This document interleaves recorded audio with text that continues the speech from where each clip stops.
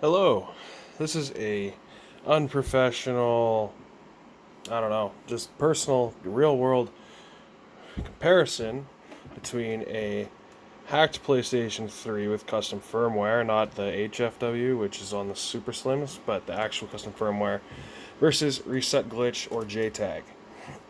So, basically, this is just a recommendation for what you should get if you want to play these older games now that they're super cheap.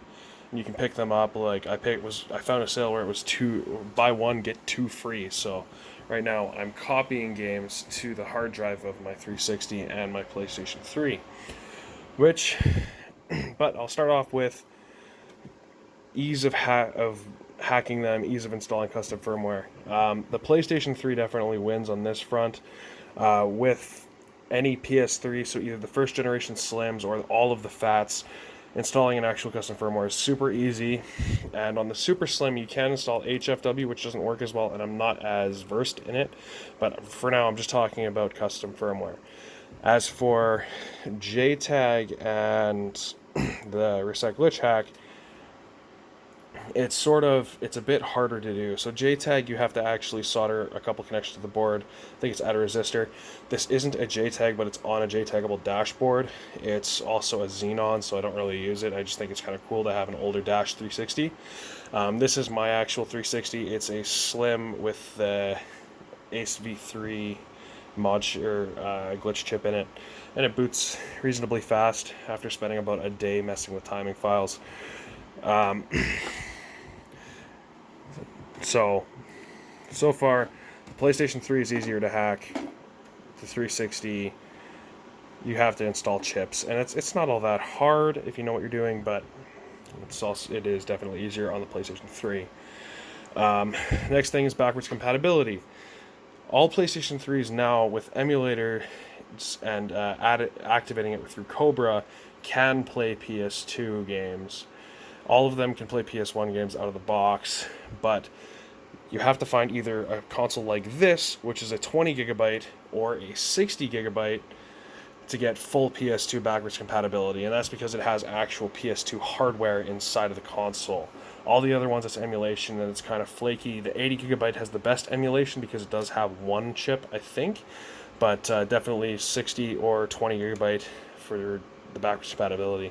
On the 360, for a hacked 360, it's very good. If you check out Modern Vintage Gamers video on it, you get a lot more info on that, but it's very good. I barely use my original Xbox. Sorry, my kids' toys are there. Just because it takes the disk drive is kind of flaky on it, and most of my games are working fine on my 360.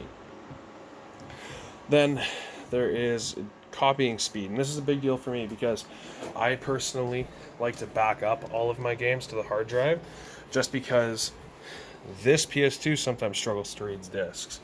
This Xbox sometimes struggles to read disc. This is the third disk drive on this mod chip GameCube. It's sort of just a thing of I've had disk drives fail over and over repeatedly, and I like to copy games to the internal storage. Even on my Wii, you see there's a little 64 gigabyte memory card in there just to keep the games backed up. With the 360, it's a lot faster to copy the games for two reasons. One, the games are physically smaller, but the PS3 still takes longer to copy the games through. So in the time it took to copy, which it should be done now, oops, wrong one, sorry.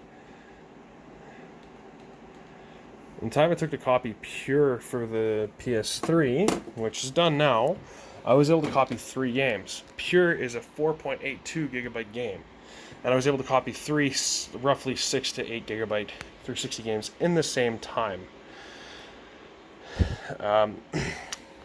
So the next thing I'll talk about is reliability. PlayStation 3 is generally known to be more reliable. However, with the 20 and 60 gigabyte, not so much. This one is a Yellow Light of Death recovery console, which means I got it from a friend who somehow he said it was used for Bitcoin mining back in the day, but I kind of doubt it. But it was used in a Linux rack. So basically this guy had a ton of these all wired in through Linux to do something. I don't really know. So basically, the disk drive was barely used in the console, and it still works pretty good. It's the only... I keep getting these every single time I have a yellow light of death recovery. The disk drive doesn't work, so I have a 60 gigabyte sitting around that the disk drive's fucked on. But the Fats were kind of known for yellow light of death, especially these first ones because they got so hot. But like I said, you can get a slim or you can get a later model PS3. So whether you get the higher storage capacity ones, basically if it has a NOR flash chip instead of a NAND flash chip, or it's one of the later ones, it's not backwards compatible, it's probably more reliable. This generation of 360 were not very reliable. Basically, you need to find a Jasper is to find one that is a reliable console. So this one is not reliable, even though it's kind of cool to have. However, if you get a slim or a super slim, they're pretty much bulletproof. I'd recommend get a slim because all of the slims are reset glitch hackable. Not all of the super slims, or the E are. And with the PS3, if it's a CECH 2500 and up, it's basically not hackable. But all the other ones are. The super slim aren't hackable. But with HFW, you can modify them now.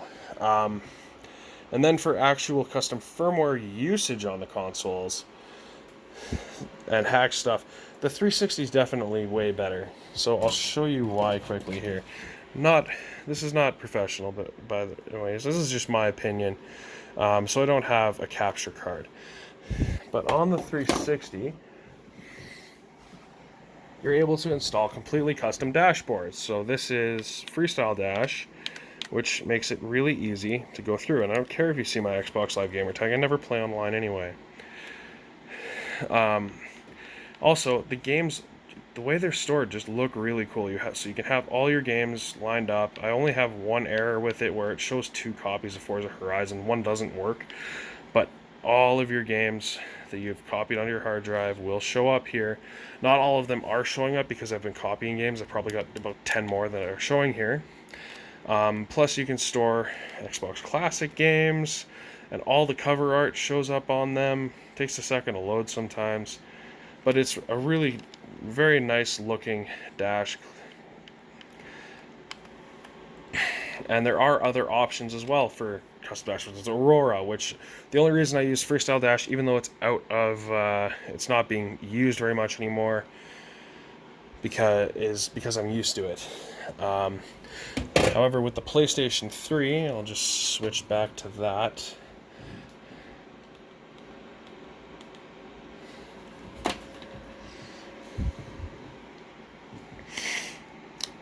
You basically have multi-man if you want to use it. I basically just use it to copy the games to the hard drive.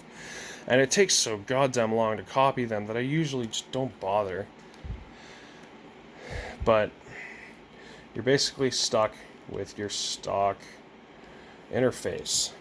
And the stock interface can only read FAT32 drives, which makes copying only FTP. Which, if you're like me and you don't have... It takes a long time. FTP definitely is slower than a direct USB copy, at least on these consoles. So, and over Wi-Fi and stuff like that. So, you're stuck with the stock PlayStation Dash. So all homebrews just run on here. You cannot run a different XMB. Sorry, not dashboard, but. So yeah, there's a lot less on PS3. It's mainly just piracy that's available, and I think there's a SNES emulator. There's not much. On 360, there's way more homebrew, and there's way easier to use, way more dash options, and it's the one that's definitely being still developed for the most, is you can still find new stuff for the 360 a lot more than for the PlayStation 3. I like both. I have both in my collection, but for me personally, if I had to choose one, I'd choose the 360. Now, just for fun, I'll show you my other console here. And this is the one I don't use. It doesn't have anything installed.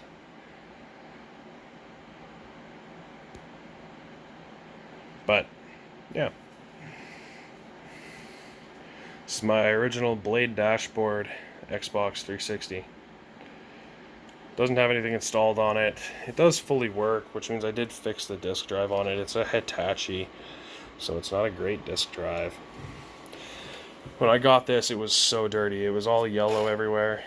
Basically, the story behind it, I got it for free, was that someone who worked up in like a work camp, which, not like as a slave or anything, but like where I'm from, a lot of people go up to Fort Mac to work.